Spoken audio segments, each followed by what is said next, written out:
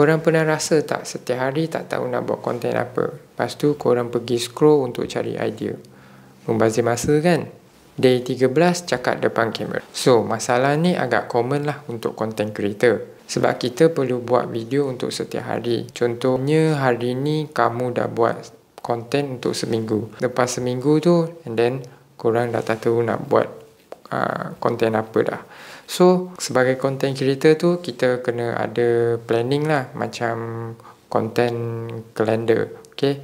So, content calendar tu ialah untuk kita orang plan 1 bulan atau mungkin 2 bulan punya konten lah. Actually, kalau korang tak tahu macam mana nak plan sebulan punya konten, korang boleh guna ChatGPT untuk tolong korang plan konten tu. So, I bagi satu contoh macam mana nak prompt ChatGPT untuk buat content calendar 1 bulan lah.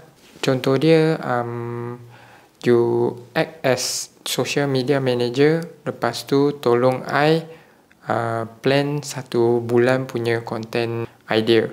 Okay.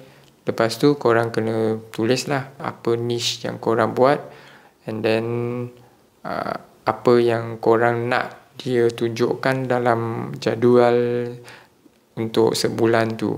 Okay, lepas tu enter je. So, dia akan generate lah 1 bulan punya content idea. Lepas tu korang filter lah. Korang jangan ikut bulat-bulat tau. Mungkin ada yang dia salah.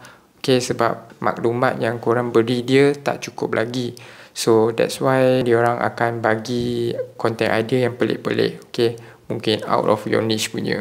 So, sebab I pun pernah kena, that's why ini ialah satu note lah, korang kena take note. Okay. So, saya harap idea ni boleh mentolong korang macam mana boleh buat konten untuk setiap hari lah. So, saya punya sharing sampai hari ni lah. Okay. So, saya Eng, kita jumpa esok. Bye-bye.